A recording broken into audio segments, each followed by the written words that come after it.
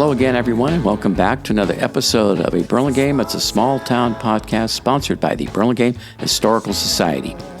This is Mark Lucchese, also known as Mark at the Mic, and my guest today, Lou Cohen, is the owner of B Street Books located at 1471 Burlingame Avenue. B Street Books is a new addition to Burlingame Avenue, but originated at a vacant thrifty drugstore located at 301 South B Street in San Mateo, where the shop stood for 16 years before losing its lease. In this episode, we're going to find out how Lou, a former private detective for 35 years, wound up getting into the used bookstore business. And now my conversation with Lou Cohen. Lou, welcome to the show.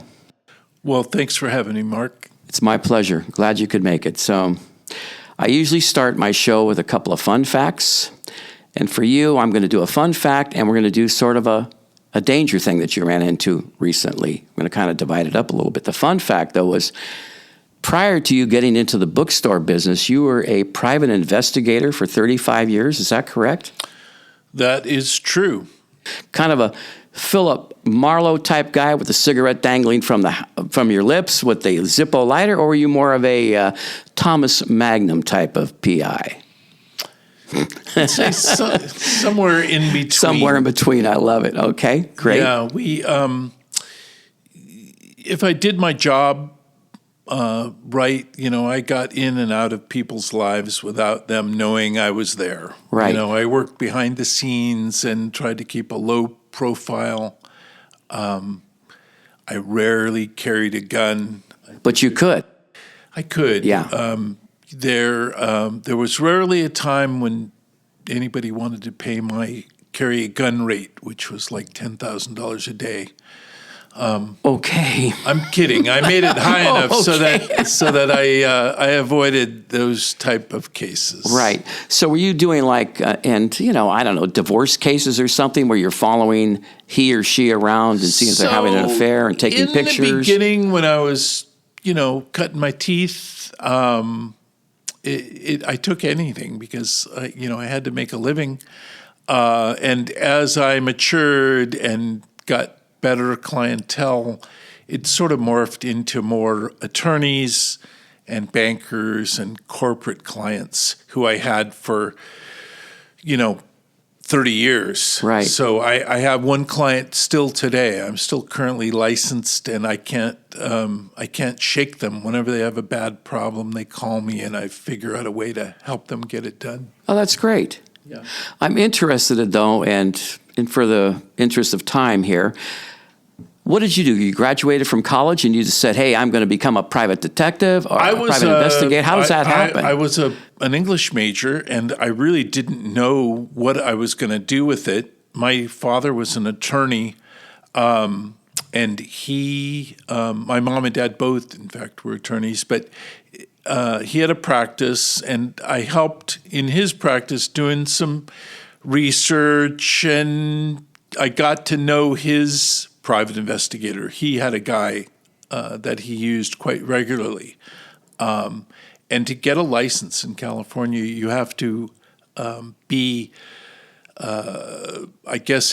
have to spend 4,000 hours, I think. It's still the case. No kidding. Under the supervision of a licensed PI. A lot of police get their license because they can be signed off by their sergeant or chief. But this gentleman that helped me get my start was actually, he was some kind of he was some kind of an ex-spook. I think he did military intelligence, naval intelligence now, I think it was. And he helped me find my way. And, but in the beginning, I got a lot of the crappy jobs, to be honest. A lot of the surveillance, sitting in a car, peeing in a jar, just, right. Watching a house for 10 hours. And it wasn't pretty. Yeah. How old were you when you started something like that? So I was probably in my early 20s. I must have been like 22. Yeah, and you hung in there for 35 years. Yeah, I enjoyed being self-employed. Right. Your office was in San Mateo? No, I started off in Southern California. Whereabouts? Yeah. My office was always out of my home. So that would have been in Costa Mesa. Great area, by the way. It was, yeah. Okay, we could spend all day on this. We're going to move, though, okay? I could almost make a show out of this, to be honest with you. Maybe we'll do that someday. Yeah. But the other thing I wanted to talk about, which I think is rather interesting, you were on vacation last week because I dropped in the store, and you were gone, and you were in the Hawaiian Islands, correct? I was. Anything interesting or unique happened while you were there? Well, the second day we were there, we were at lunch on the south side of Kauai, and we were near Poipu, and the waitress came up to us and said, "Excuse me, folks, but we're going to have to be asking everyone to leave." And at the same time, the whole restaurant, everybody's phone went off with the alarm. There had been an earthquake in Kamchatka, Russia, and it was quite a severe one. I think 8.7 it was. Wow. And they were predicting some kind of a tsunami. And so it was imminent. They didn't know how bad. They measure, they have buoys out in the middle of the ocean, and they can pretty well tell what's going to happen. But I think they were erring on the side of caution and concerned that they weren't going to be careful enough because there had been that horrible fire in Maui. They didn't sound the alarm in time. I'm not sure exactly why, but I think they were just being extremely careful. So they made everybody evacuate from off the beaches to higher ground, and of course, most of the hotels were on the beach. So, that meant everybody had to move, including the employees. We had a friend outside of Lihue that had a place that was up like at 250 feet. So we stayed with her all afternoon until we got the all clear, like at 11:30 that night. So from like 2:00 in the afternoon to 11:30, and then it was clear that it was going to be a nothing burger, which it turned out to be. And that's amazing to me. So you were at the restaurant. Waitress comes up, says, "We got to evacuate." Your phone is going off with the alert, right? Yep. You guys are scrambling out of the restaurant, getting in your car, and going high ground away, or what? It wasn't. Wasn't that way? It wasn't that concerned. People were pretty chill about it because you got to remember they have a lot of advance warning. It took 8 hours for that tsunami, whatever it turned out to be. It turned out to be a little one, a couple of feet. Took 8 hours to get there. So you have a lot of advance warning. Good advance warning. Yeah. Still a scary thought, though, right? Yeah, it was. And we, the place we were staying was up on the North Shore, right on the beach. Oh, boy. So if there had been something, who knows? We might not have got back into our apartment or, the little cottage we had rented, which was really at sea level. So... Man, good for you. I'm so glad it turned out the way it did, right? Yeah, I mean, they've had some big problems. All right, you ready to tell me a little bit about B Street Books? Sure. I'm just wondering, how does somebody, a private investigator, 35 years in, morph into a bookstore owner? How did all that come about? I know you were an English major in college, so did that have anything to do with it? So it certainly did. So my roommate in college, in the dorms, had been in the book business. His family was in the book business here on the peninsula forever. And we got to be really good friends and stayed friends, over the years. He had a store here in Burlingame originally. So Steve Feldman owned the Burlingame Book Browse, which is on Juanita near Broadway in California. Gosh, that where that Goodwill is? That goes way back. It does. And in fact, when we moved up here, my wife with a new baby. My oldest now, who's 32, would go to the store with his mom and help Steve shelve books and ring the cash register. Gosh. And I was still playing PI. I moved my business up here, right. Kept a lot of my clients in Southern California. And so he and I were close, and I was always interested in the business. I'd always do some scouting. I was always interested in books and older books. And I'd go to a garage sale or an estate sale, and I'd bring Steve books, and, 99 out of 100 of them were terrible and, not worth everything. But every once in a while, I'd find a gem, which would encourage me to continue, keep scouting. Right. So eventually, fast forward to whatever it was, 08, I think, was the first glimmer. Steve and I were downtown in San Mateo, where I had an office.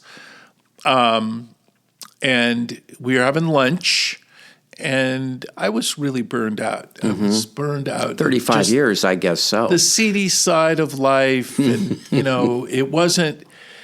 I liked working for myself, and I kept the same clients. They always paid me. They always called me back to do more work, but I was just tired of everybody's problems, right.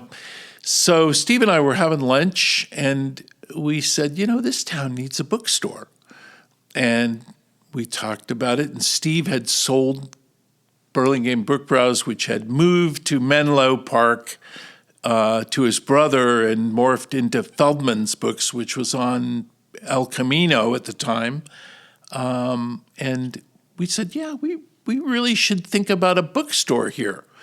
And the more we thought about it, the better it sounded. We happened to find this old Thrifty, which was on South B Street. We approached the owner.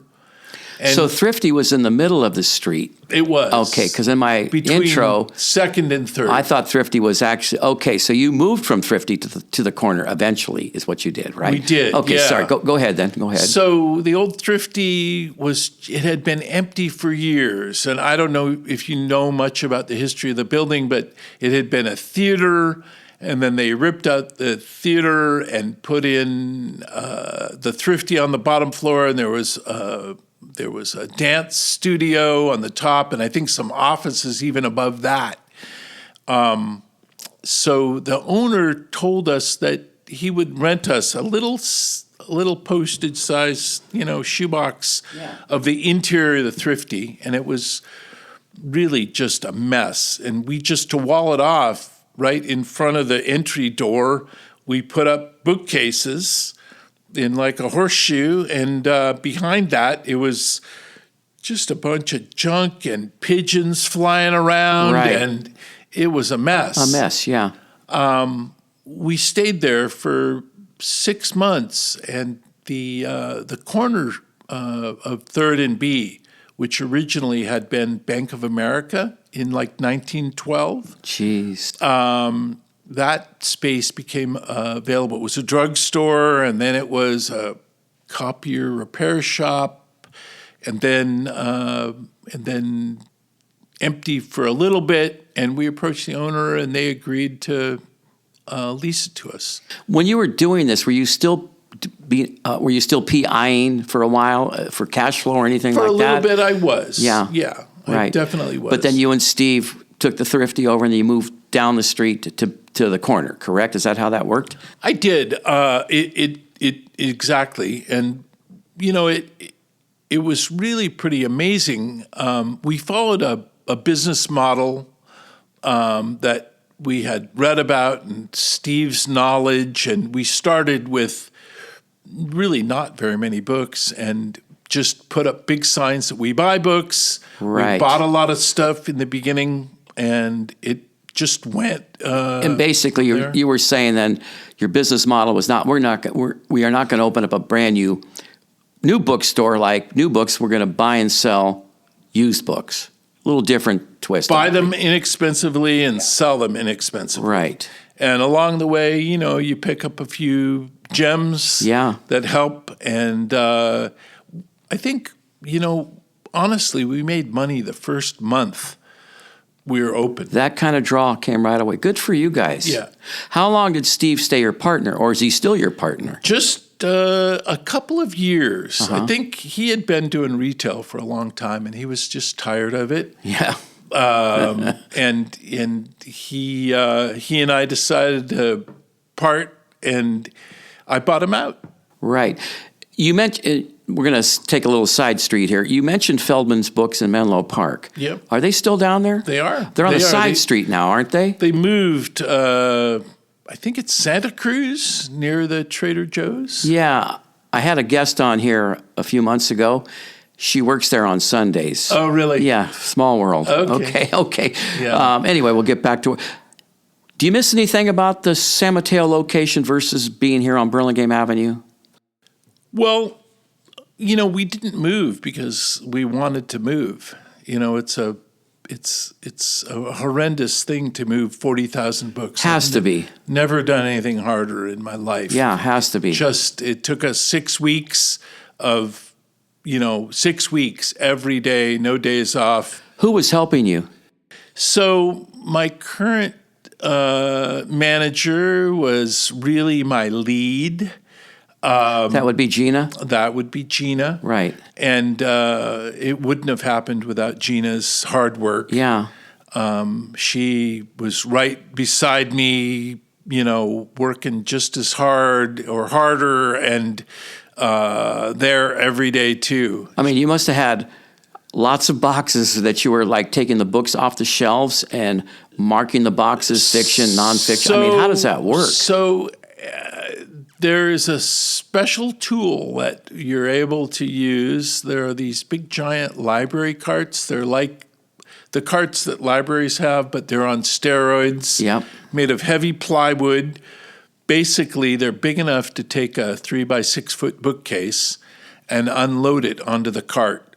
And in a perfect world, when we moved from the Thrifty to the corner of 3rd and B, you unload a bookcase onto the cart, you unfasten the bookcase, you move the bookcase, install it, and take the books that are off the cart and put them back on the bookcase alphabetically, so it's a minimum of fuss. Great. So everything kind of stays in order then, or what? Exactly. Yeah. Exactly. So we had to do that, but, rinse and repeat, like, I don't know how many bookcases. And then you had to take them from San Mateo to Burlingame. So would you have a big U-Haul truck, or what happens there? We rented a big rider, I don't know, 24-foot truck with a lift gate. Yeah.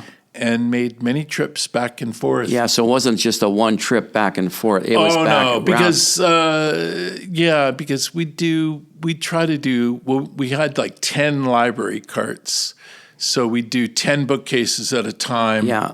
And, they all had to be unattached and then reattached to the walls. And there's a lot of trim and pieces and Did you have any extra help besides you and Gina doing this, like some high school kids or some friends? We had a crew of friends and neighbors, a bunch of people from my professional organization, the ABA, came out to help. Great. And gave us some volunteer time. Yeah. Another good friend of mine, Seamus, who actually who's semi-retired now, but he was on the board of the Downtown Association in San Mateo with me. He came and helped with a lot of carpentry and a lot of the heavy lifting. And then we had day laborers that we used. Yeah. We almost every day had at least 2 laborers helping us with a lot of the heavy stuff. How long did that transition take? 6 weeks. 6 weeks. And then the 6 weeks, you were able to open the doors after those 6 weeks and say, we're open for business. Yes. Yeah. Yeah, it took us 6 weeks. Probably, 8 a.m. to 8 p.m. every day. Mm-hmm. So 12-hour days. What a job. Okay, so the Burlingame location, it appears to be a little smaller than your B Street location. You had 40,000 books over there, right? In in San Mateo? We did, and we also had a full basement. Wow. So the basement held our online store. Yeah. And so what we did to compensate, we culled a lot of books. We found that we had a lot of books that had been on the shelf For a long time. for a long time. Right. It gave us the opportunity to clean out some of the dead wood, so to speak. Yeah. So what we ended up with was a lot better quality, and we also Cleaner, streamlined bookstore, I guess. we also went to higher, taller cases for a lot of the books. Right, good. So that made up for some of that difference. Yeah. How many? Your inventory in San Mateo is 40,000. What is it here in Burlingame, give or take? I don't know. I'd say, 35. Okay.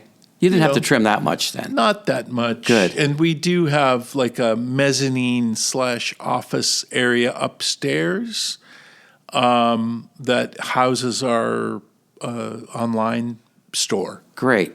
Oh, that's pretty cool. I didn't even realize that. Good for you. Okay. How has the transition been for you, though, personally and for your customers? Has it been a smooth transition overall? Is there anything that's bumping the road since you've been here? I've got to say, Burlingame has been great. I can't tell you what a nice reception we've got from, not only the city, the Downtown Association, the Chamber. I've had most of the council and the mayor in to say hi. Wonderful. And then all the neighbors, they just stop in and say, we're so glad you're here. Welcome to Burlingame. It's been really gratifying and welcoming. So Good. Because I was going to ask you, have you had any merchants visit you since you've been here? It sounds like everything's been going well. A lot of the neighbors have been in to say hello, and it's been very friendly. Yeah. I would say a really good demographic for our type of store and the kind of books we have. So I'm really looking forward to having everybody know that we're here and get a chance to get in the shop. And I'm really grateful that there are other bookstores on Burlingame Avenue. You have competition. Yep. Yeah, but I don't see it that way. Good for you. I think I welcome more bookstores. Yeah. I think because we're doing it really well. Yeah. And we're not really at odds with either of the stores that sell books, I don't feel, because we're doing a different thing. I think we more complement each other.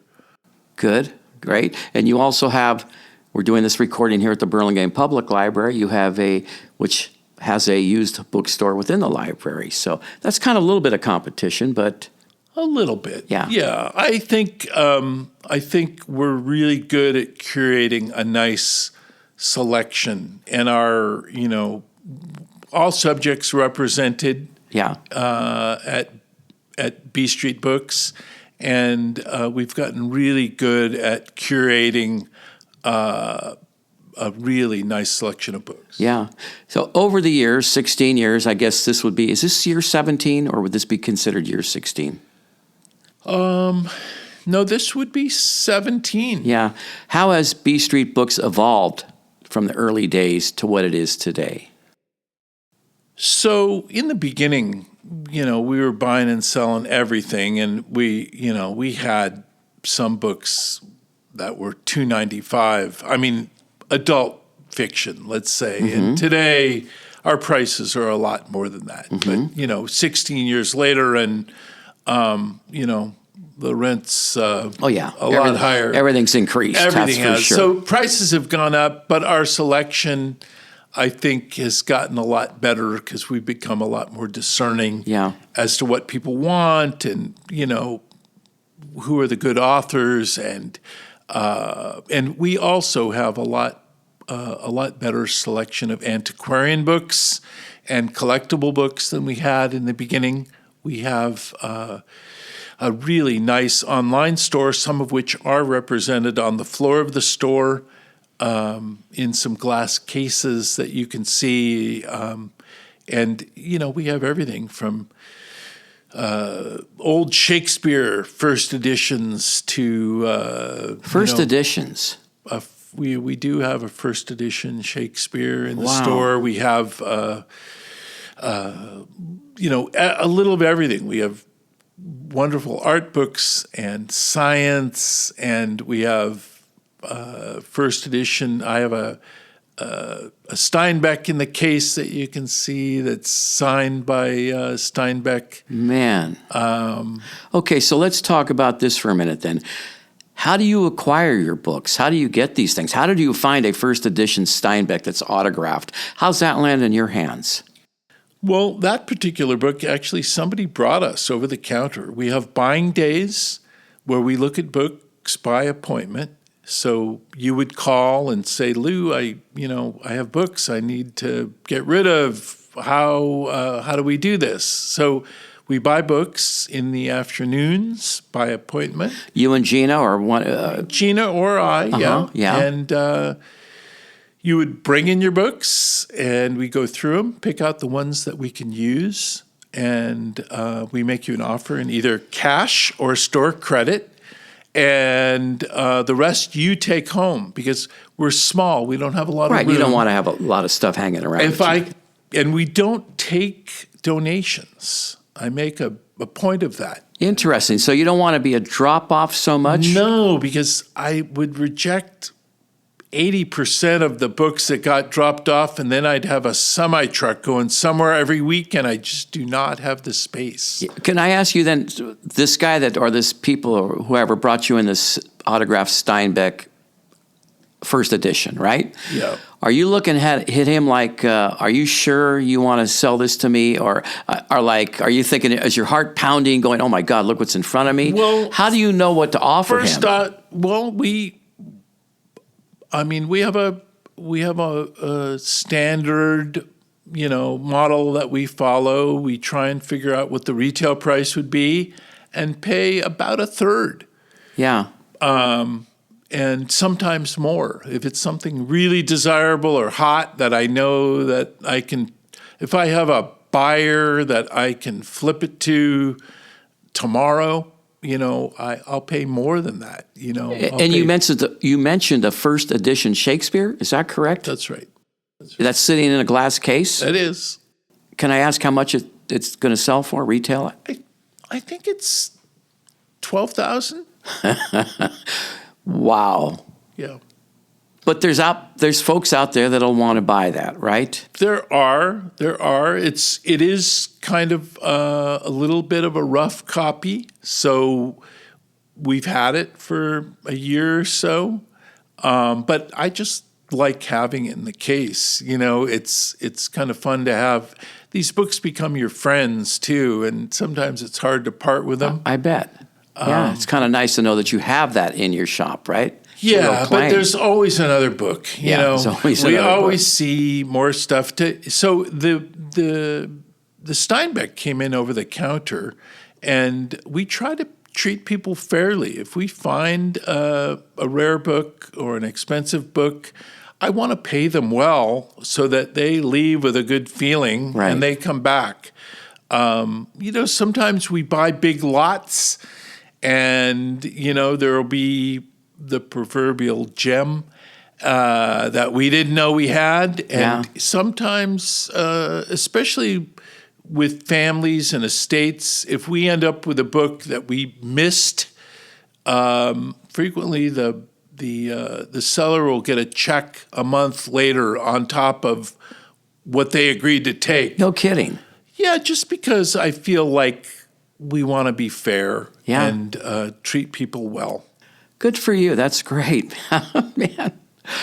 Okay, talking about the books, have you noticed any different kinds of books coming to you since you moved to Burlingame Avenue? Has there been a shift in what people are bringing? We do home visits for people that are downsizing or moving into assisted living. Or moving, or families that are clearing out, a mother or father's house that's died. Yeah. And we'll go in and look at the books and make them an offer. And I think we've done more home visits in the couple months that we've been here. No kidding, as compared to when you were in San Mateo? I think, yeah. It seems like it. And so either you or Gina, again, will go up there to do that. We do, yeah. We do. So we'll go in and set a time. We'll go in with, hopefully we'll have laptops and access to Wi-Fi so that we can do our research and make a fair offer. These are in cases where, the father or mother or the grandfather was a collector, and there are some good books in the mix. So again, we want to make sure that we treat them right by, giving them a fair price. And that includes using our resources to look up comps and auction records and that type of thing. There's a lot of homework that goes into this. There can be. Well, we want to get it right because, I don't want to pay too much for a book and pay more than it's worth. Right. And I for sure want to be fair to the family or the estate agent that we're, paying them a fair price. Okay. Are there any particular books that are always your best sellers? That's a good question. And I get asked this frequently. I would say we sell a lot of Bibles, believe it or not, which is always interesting to me. That is interesting, yeah. Yeah, and we... and not all Bibles are the same, is that correct? Oh, yeah. I mean, there's a lot of different versions. Yes, And so, yeah, and so a lot of Bibles. We sell a lot of science fiction. I have noticed in Burlingame we've been selling a lot of poetry, which is interesting. Great. And philosophy, and we've got some really interesting people here. Yeah, yeah, that's good. Okay, we're going to talk about pricing for a minute. Okay, sure. The price you charge for a book is obviously entirely up to you. What goes into your decision about what an individual book should sell for? So if somebody brings you a Bible, right, and you buy it from them, how do you decide what you're going to sell that for? What kind of guidelines are there out there? So, the market has something to do. If it's collectible or rare or a small print run, and there are a few out there, the price is going to be higher than normal. If it's just a regular James Patterson mystery paperback, we have a set price. Right. And it's usually less than somewhere around a third of the cover, Okay. is. And that the pricing came with experience or what? I mean, talking to your partner, Steve Feldman, just learning things over the years. Yeah, it's sort of, exactly. And, that's changed. And we try to make it, especially on the everyday reading copies of books, common books that there are a lot of around, we try to make it simple. Yeah, yeah. Chip Hilton, but Claire B. You ever come across those books? Do you even know who I'm talking about when I say Chip? Sure. You do? Sure, yeah. Do you have any of these books in the store, Claire B., you think? I don't know currently. I'm going to come by and see. Okay, I grew up with Chip Hilton. It's all sports. It's all about sports, right? He was the high school hero. Sure. All three sports. Okay. You carry a range of used and rare books. Okay. How do you decide what you want to stock? How does that decision come down? Well, a lot of it has to do with what sells. I don't want to have something really obscure that's going to sit on the shelf forever. I'd like, if we buy it and it takes up room on the shelf, we want to have some hope that it's going to sell. So it pays for its space, you know. How about that guy? He was kind of controversial back in the, I don't know the years, I'm going to say 50s or 60s, Henry Miller, Tropic of Cancer, Lolita. Are those books on your shelves? Absolutely. They are. Yeah. I mean, you know, they were somewhat controversial, weren't every they? year there's a banned book week, and we make a big deal of showcasing all the banned books that we have. Terrific. And proud of it. Yeah. And it gets good action? Oh, yeah. Yeah. You know, Henry Miller's well read, and we sell a lot of Lolita and James Joyce. When his first book was published by Sylvia Beach at Shakespeare and Company in Paris, and it was not allowed to be sold here in the United States. What year was this then when you're saying that? In the 20s or 30s or something? Yeah, exactly. And in fact, that particular book, as I say, it was banned, and Hemingway was friendly with Sylvia Beach. He helped her smuggle copies of that book in phony dust jackets through Canada so that they could be sold here. Yeah. And an early copy of Ulysses is hard to come by because a correct copy, because they don't have dust jackets, and they were really sought after, and so people passed them around and they got manhandled pretty well. Have you come across those in your time with B Street? Well, we have an American first in the store, but the original French first edition we have not handled. They're very expensive. Yeah. Small print run and highly desirable, but that was banned. Yeah. Would you say that, going back to Steinbeck and Shakespeare, are they the most rare and kind of surprising book that you have come across? Well, they come and go. We have an authorized edition of Mark Twain's works currently, which is beautifully bound on really fancy paper that has beautiful illustrations, signed by all the artists that did the illustrations, and that first one is signed by Mark Twain. And so that kind of thing. That's pretty impressive. Yeah, it is. How long have you had that? For a long time, Yeah. but honestly, he's one of my favorite authors. It's one of those ones you don't really want to sell. You have it, but you're happy. I don't really want to sell it. Yeah. If I really wanted to sell it, I'd probably come down on the price enough so it would sell. Yeah. Wow. Can we talk about your colleague Gina for a moment? Dr. Gina McNutt. Is that correct? Yep, Dr. Right? Genevieve McNutt. Genevieve. Yes. But she goes by Gina, right? She does. Yeah. How did you guys meet, and how long have you guys been working together? So her dad, Scott, is a local attorney. He's been a San Mateo resident for a long, long time. And he and I were friendly because he was a customer at the store. He's a book lover and a bit of a collector. Yeah. And one day we were having lunch, Scott and I was telling him, my sob story about having trouble finding a manager that was really with it and interested in books. And I told him my dream was that I'd love to take somebody under my wing and show him the business and eventually get him to buy the business.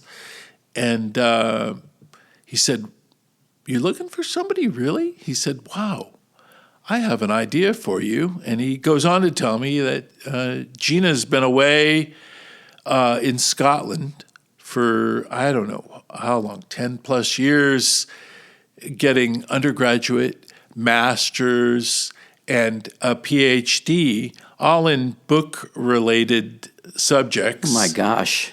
So she has a PhD in European literature, and she's has all kinds of knowledge about book history and book making. And since she's been an employee over the last couple of years, the store has sent her to to England to a book school for a week to learn a whole bunch of different facets of book repair and book making and book history and book cataloging. And then there's another very well thought of course. It was the Colorado Antiquarian Book School, which is now actually in Minneapolis. And she did that also for a week. You made an investment in her. I have. But you got a gem, sounds like. You have somebody that's you're grooming for the future now. Yeah. I mean, I'm not going to retire immediately, right. But she definitely has made a commitment to buy the store eventually, and we're heading that direction. And Good she for just you. loves the business. Right. She dreams about the book business, I fear. And I'm having trouble getting her to take a vacation. So she covered you last week while you were gone then, or what? She did. Yeah. She did. And we have, some good friends, that old employees that come that know the ropes. And will help out. They do. They cover spots when we're gone or need help. And that's nice. And we have some part-timers that are just wonderful. I usually have one or two high school kids that are very high-end kids that, everybody talks about having trouble finding employees in retail. Believe me. I do not have trouble finding help. Good. I get people asking for jobs, almost daily. Right. And we really have our pick of the litter. Yeah. So, I find a really high-end high school kid, that has a good work ethic, and keep them until they go off to college. Yeah. And that's been the norm.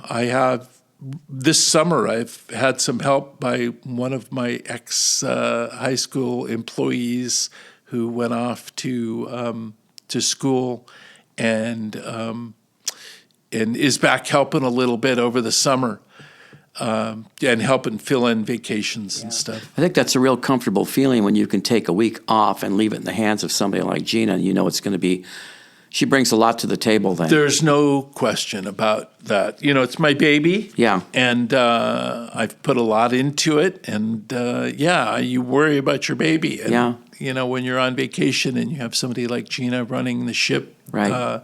It's very, very nice. It helps to make a nice, comfortable vacation. That's a real find. Let me tell you, man, that's a real find. Yeah. So how your online business? How long have you been in the online business, and who kind of watches over that? You or Gina, or both of you do that?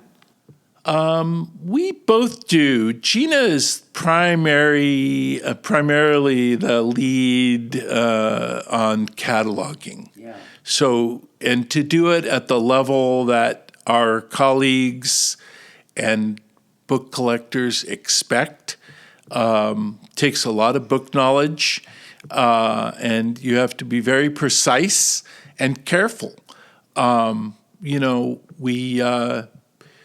So, for example, we bought a book recently that was, we knew it was a good book, but Gina was able to, on the spot, basically go through it and find that it was missing a table.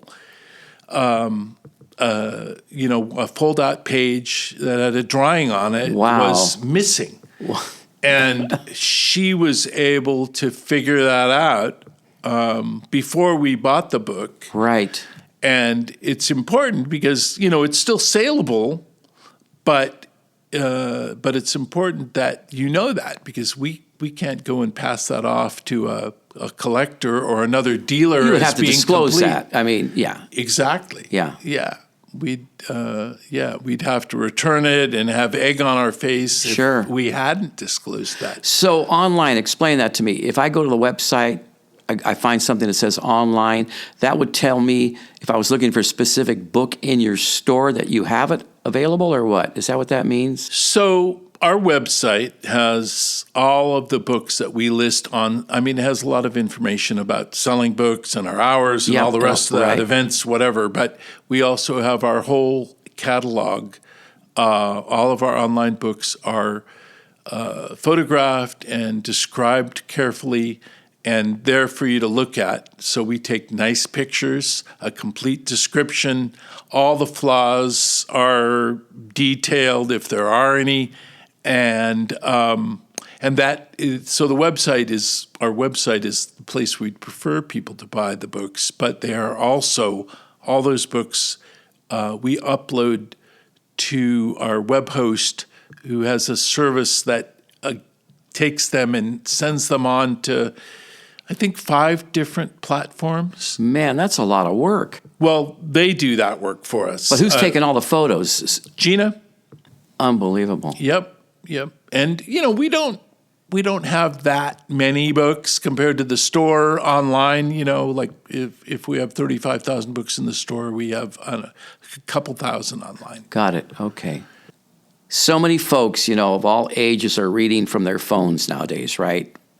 Yes. You can look up and down the street and everybody's looking at their phone. They're reading something.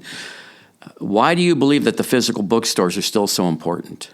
It's an excellent question. I think when Kindle first came on the scene, it had this sort of meteoric rise where it was just getting a lot of action. More and more people were getting them.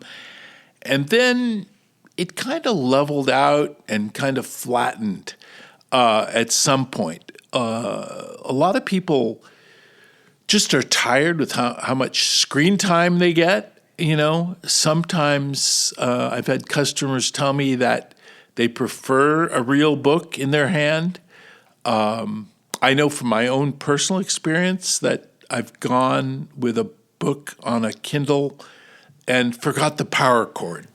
In the middle of reading a book on my vacation, I can't read it because, or if you leave your Kindle at the airport, or sitting next to you, you get up and leave it, or you forget it, you've lost $100. Absolutely. If you have a paperback, you've lost, $8 or $10 for a cheap paperback, brand new. Right.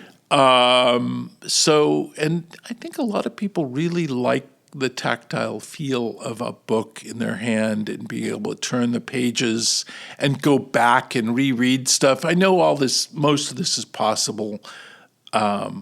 And if you're at the beach or, I don't know, I personally just like a real book in my hand. There's nothing like it. And I have used e-readers, but I pretty much don't anymore at all. Yeah. And, obviously we've done well for 16 years selling real books. Yes. And something's working.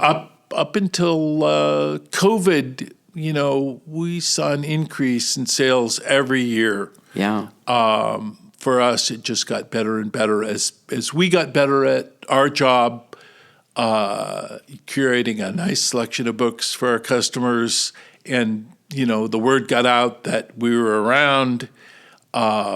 It just seems like it's just gotten better and better. Great. That leads me to my next little question here then. Independent bookstores, or independent stores, I should say, in general, often have a personality, right, or a soul that chains can't match. Molly Stone's, we had something like that, a personality and a soul. Safeway couldn't match it, right? It's just a big store. What makes B Street Books special? Well, I would say that having knowledgeable people curating a nice selection of books is, the primary thing that makes it special. Plus, sometimes we have attitude, which I think people like. And we enjoy the banter with the customers. We can talk about books. We can help them find books that they're missing. We can answer questions about authors or publishers and printers. People have all kinds of different reasons for collecting books.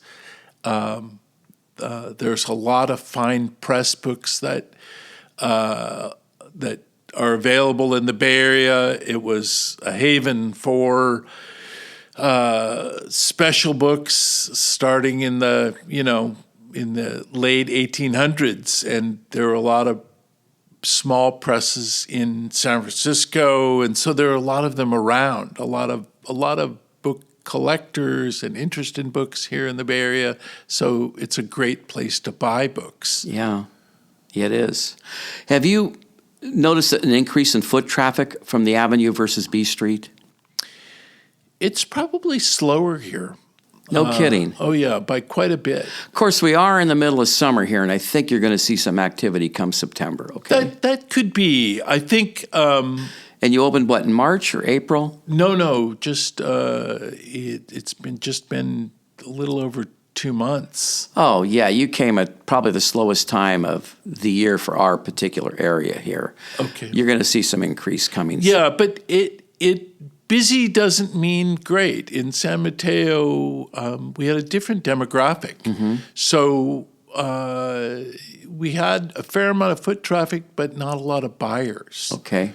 So you can't, it's not really comparing apples with apples. Right. Because it's not the same kind of foot traffic. Yeah. Okay. So, and I intend, as I currently am still president of the Downtown San Mateo Association. Very involved over there, I read. Good for you.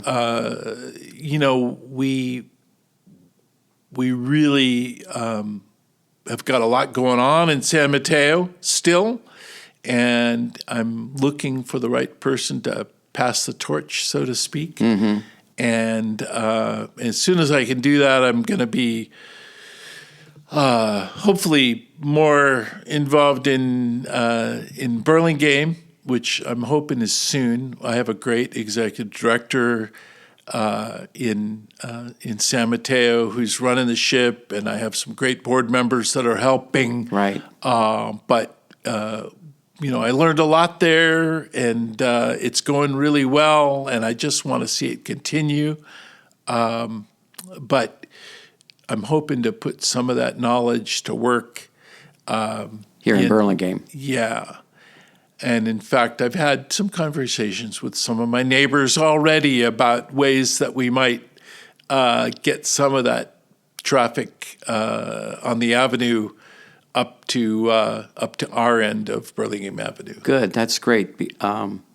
With somebody like Gina in your store managing it for you, it gives you that opportunity to get out and about and do some creating. Sure. That's good for you. Great. I've been to a downtown bid meeting, and I've been to a chamber, and sort of getting the feel for. You're easing yourself in a little bit. Exactly. That's great.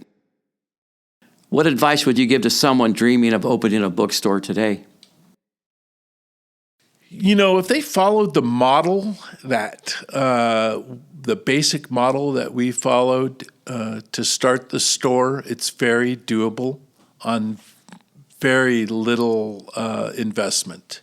You just got to have the will. I think it's a very possible, doable thing. The key is finding the right rent. Especially in the beginning, until your cash flow starts to, move up higher. You've got to have some affordable rent. It can't be, what most of the stores are paying on Burlingame Avenue. It's just impossible. That's going to kill you. What's considered a good yearly, I don't need to know the amount, but what's considered a good lease? 5 years, 10 years, 15 years? Well, part of the problem is these days, landlords don't want to sign a long lease. They consider that bad because if the rents go up, then they're stuck. Mm-hmm. And if they decide to sell the building, you're like a ball and chain to them, mm-hmm. because if you have a long lease, your lease is good. And if the building is sold, the new owner has to put up with you until the end of the lease, right. which is, not a good thing if you're trying to sell. Yeah. So it's a difficult situation this is why a lot of small businesses, don't make it in terms of rents.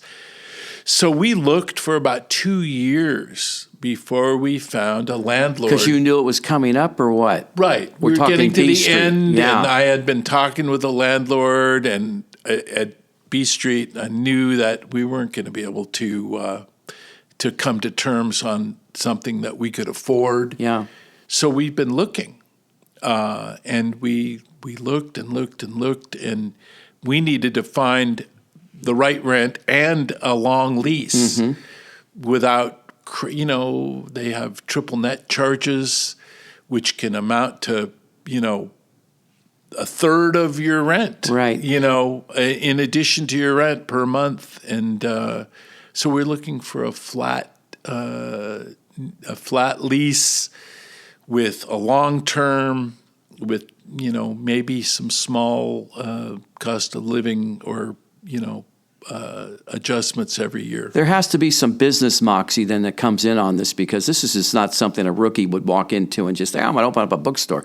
You kind of have to know the ins and outs of how these leases work and rentals, et cetera, right? A little bit, yeah. I mean, over time, doing your homework and talking with lots of brokers and looking at the market.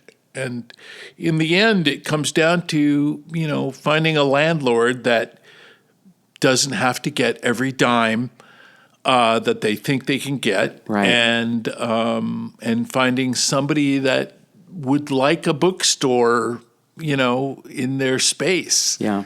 And those people exist more and more. It's more of a corporate mentality, so it makes it hard to find, but it's possible. I really love the business. There's rarely a day when I'm on my way to work and I think, oh God, I got to go to work. It's not that way for you, is it? No, I look forward to going to work. I mean, some days the days are long, and sometimes you have a customer that rubs you the wrong way, and or you get a Yelp review by somebody that just is off. They can be totally demoralizing, some of those reviews. It can. But you have to bounce back, right? Yeah, get over it.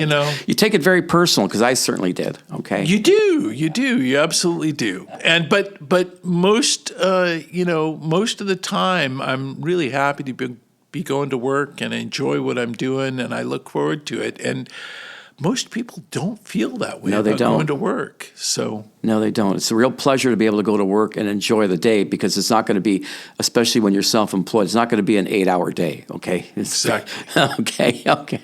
What are you reading right now? Are you reading anything in particular? A trashy mystery. I love it.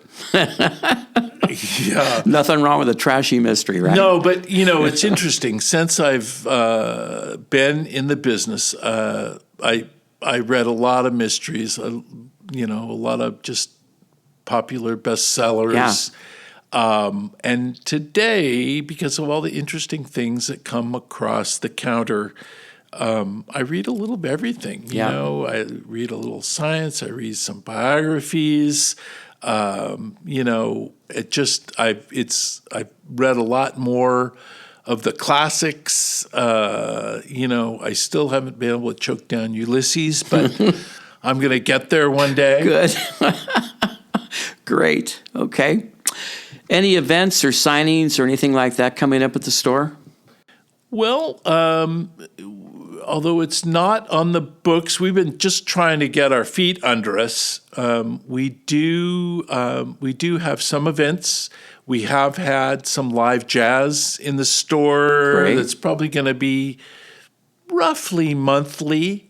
I have a jazz guitarist and a bass player that come in and Wonderful. play in the store. We hook them into our sound system through our mixing board, which is very high quality. So it's a really great sound, and it's a really nice addition. I know our customers love it, but I tell you, it's a really nice night for me too. Yeah. We're going to have more music.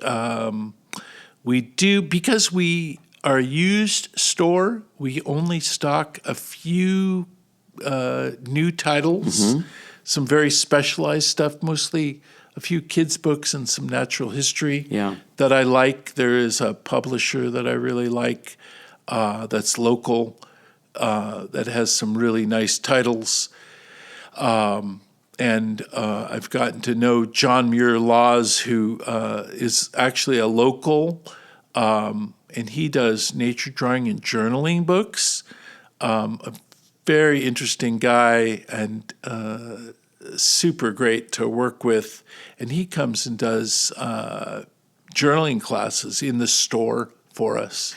That's great. And he's going to be back for more of that. And, we don't have a ton of space.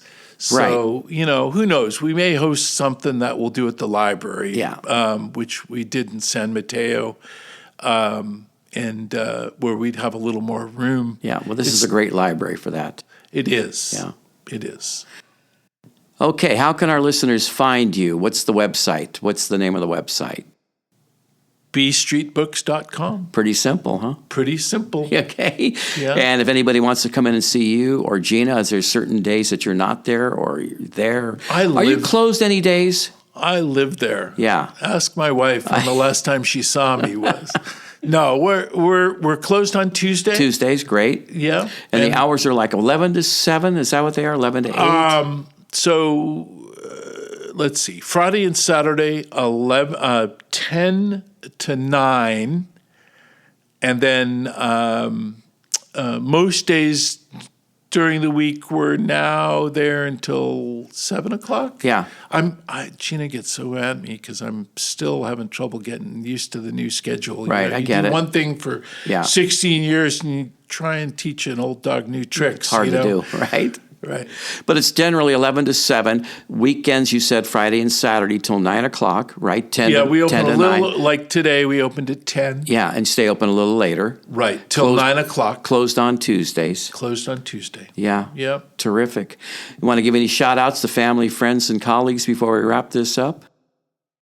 Well, you got me on the spot. I just want to say thank you to my wife, Kelly. She's a fourth grade teacher? She is. Yeah. She is. She helped us put the children's section together. Yeah.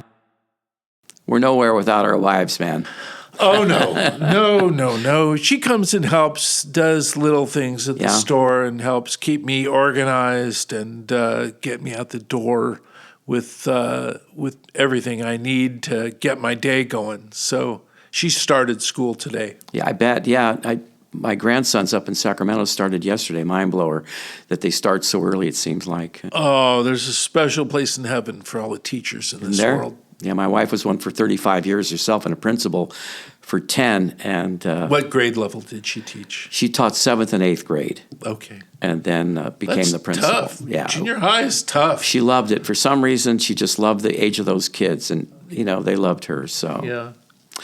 Lou, I can't thank you enough for being on the show today. Burlingame is excited to have you here.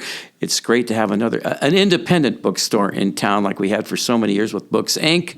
And I know you're going to do well. You just wait for these people to come back to town. It's been a pleasure, Mark. And, we signed, I don't know if I said this, we signed a long lease. Good. We signed a 10-year lease. Wonderful. Because I wanted Gina to have some runway without having to think about moving. Right. Moving a bookstore is hell on earth. Absolutely. I bet. Okay. Thank you so much for being here. Thank you. You bet. I'd like to thank Lou Cohen, owner of B Street Books, located at 1471 Burlingame Avenue, for being my guest today on A Burlingame. It's a small town podcast sponsored by the Burlingame Historical Society. Before I close out, I'd like to thank all of you for listening, offering comments and suggestions, and of course, subscribing. I'm not monetized, nor do I wish to be, and all of my podcasts have no advertising. Thanks to my Minister of Podcasts and today's co-writer, Mike Nagler, Executive Producer Shelby Lucchese, Director of Marketing Adrian Kwok Lucchese, and original music by Bray. This podcast was co-written and directed by Mark at the Mic and recorded on Friday, August 8th, 2025 at the Burlingame Public Library. The Burlingame Historical Society copyrights this program, and no part can be copied and replayed without the written consent of the Burlingame Historical Society.